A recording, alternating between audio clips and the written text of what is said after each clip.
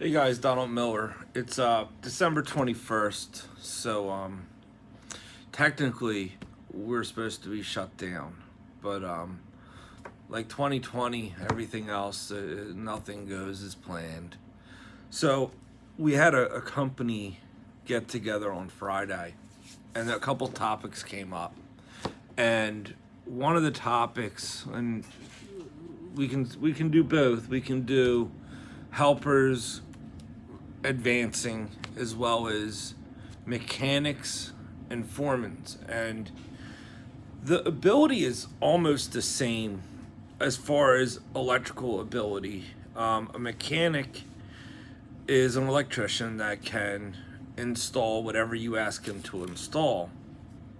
A foreman runs the whole job electrically, okay, and the pay can vary dramatically, okay? Almost double at times. And when guys are looking for more money, or they're looking to go from mechanic to foreman, there is a lot of responsibility that comes with it. There's a lot of responsibility of a mechanic, but a foreman takes not only he's responsible for the entire job and making sure it's done correctly.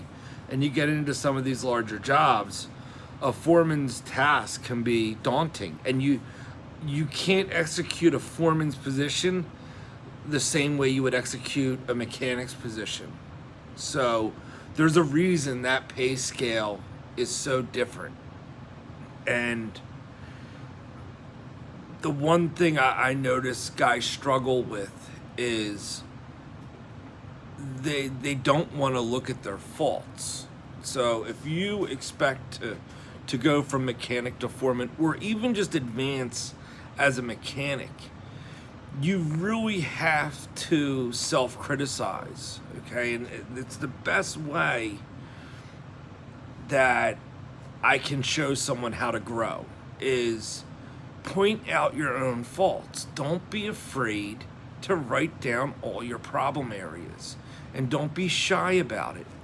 You know, some of these guys, and you know, the one good thing about my company is my apprentices get to see all the different style of mechanics, because in order for us to hire a really good mechanic, we're going to bring in guys as subs and let them go through, and you get to see what character flaws these guys have, and it almost limits them. And maybe they're unaware of their character flaws, but if you come work for me and you're going to be a helper to apprentice to a journeyman to a mechanic, I'm going to point out character flaws because I want to see the better of the guy. And some of the guys I care about the most, some of these apprentices, they think I'm just beating on them. And, you know, I have to sit them down and let them know that I see what their potential is. So I want them to do. I don't want to be the one criticizing them. I want to teach them how they can criticize themselves in a productive manner, not beat them down, but more show them how to self-diagnose their problems. If they have like a sleeping habit in the morning, number one thing is you don't want to rush yourself to work, especially if you're a mechanic or a foreman. Foremen are expected to be prepared before everyone else. So like to be a foreman, you really need to break down your rituals in the morning, okay, and get them on a productive path. And you really have to break down your habits and see, like, if you have a punch list habit, meaning when you complete projects and you have a punch list that's twice as long, then set up checks and balances to catch yourself rather than letting it go to a punch list. Okay? But this is what I mean by diagnosing your own problems. You can't be blind.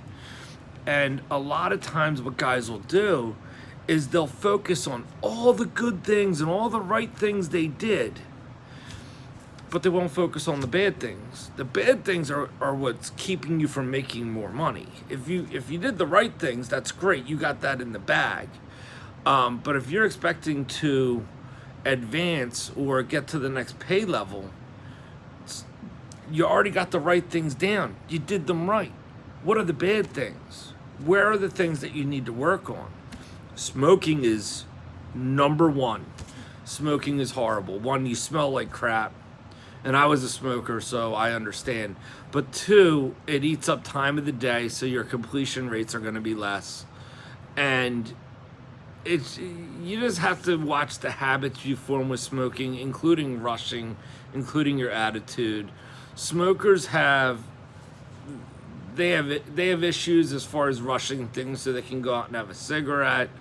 The cleanliness of the van, the cigarette butts, like if you're a smoker, the trades are getting tougher and tougher for you every year. But other things, so, trying to be, like, don't go out on a Sunday night, especially mechanics and foremen.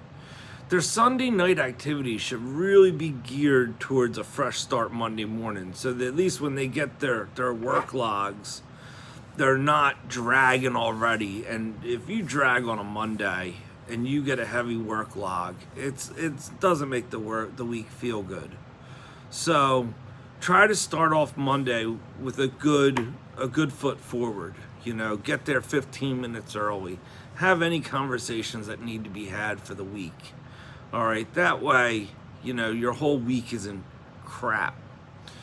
Same thing with, work. You want to catch your own problems, all right? And a foreman, that's really the difference between a mechanic and a foreman. A mechanic goes and does a punch list and gets everything done. A foreman knows how to arrange the punch list so it best suits the job, not them, the job. And they make so much more because they arrange all the labor to benefit the job, not benefit the freedoms and liberties of the foreman or the freedoms and liberties of the mechanics. Everything's geared to benefit the job. So they arrange labor so it's an easy transition. The guys aren't putting 12s in at the end of the week because they're behind deadlines, which happens if you have a project that has bad management.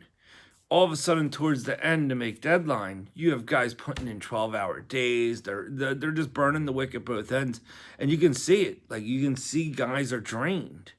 So when you have a good foreman, that's where their value comes in, is they know how to arrange it so the job runs smoother, everyone's happier, there's not a lot of arguing, materials are inventoried when they come on. So there's a big difference between a mechanic and a foreman. As far as skill-wise, they both can install the same stuff. But management-wise, a foreman, that's where he makes his value. All right. So if you're looking to advance, okay, point out your flaws. Point out areas that you can fix right now, tomorrow. Start changing things, okay? And then after you change them, give it 30 days and pick out the next group of flaws, all right? And by doing this, you're making yourself into a better tradesman. And growth will come, all right? And not everyone's paid the same in this field. Unions are a little different, so we're not going to get into that. I'm talking about on the non-union side. On the non-union side, your value is based on you, okay? And the one good thing about being non-union is you can go anywhere you want, okay? Including being an independent contractor, being a 1099, okay? Which, there is value to them, all right? That's a different video altogether. So, helpers making their way to being a mechanic, okay? And especially when you guys have book knowledge. It does create problematic when you think you're smarter than other people that have been in this trade for 20 years, okay? Just because you have a 99 point whatever average at school, okay, doesn't mean you have any idea what's going on the installation side of electric, okay? And take it from me personally, that's a hard lesson to learn. But these guys that are getting out of electrical school, you know, that's great that you know theory, but it's going to take a little bit for you to be able to apply that theory on a practical sense and install electric correctly, depending on what circumstance you're in, whether it be residential, commercial, or industrial. All right. Knowing it in the book is 100 times different than knowing it on the site.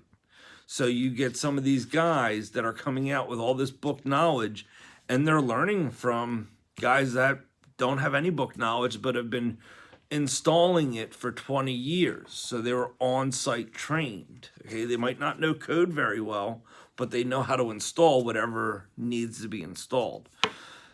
It's time to take a dose of humility if you're going to learn from guys that are seasoned on site. All right. And I do see apprentices that are filled with book knowledge think that they're better than the next guy that is 20 years on site training. Okay. But when it comes to wiring a house or wiring an outfit or a pre-fit, okay, that 20-year training, you know, that guy's going to be able to get anything that needs to get done, he's going to get it done. He might not know all the theory behind it, but he'll know how to do it because he has all that experience, all right? The guys that have all this book knowledge, you need to kind of put it in the back and learn how to use it. Learn how you can learn how to put it in front of you is the best way to describe it, okay? When I got out of school myself, I learned from anyone that was willing to teach me, okay? And about 2 years in, all that book knowledge came to the forefront and I was actually able to use it. But it took 2 years of being on the site, learning different installation methods for both of it to kind of click together. All right, so so if you're coming from a helper and you're coming into this trade, give it some time. You have to learn the practical side of things. You have to learn all the installation methods. Not everything's all cut and dry like it is in the books, okay? So it's going to take some time for you to wrap your head around that. And don't be discouraged about it, and don't look at guys that don't know theory. Don't look at them differently. They were trained differently, okay? And, you know, the electrical trade does have, it's labor intensive, and then it's also intellectual as well. So you have the best of both worlds in this trade. That's the best I got for you today. It's Monday. It's the first day of winter. All right. And, you know, try not to hurt yourself out there. God bless and enjoy your week.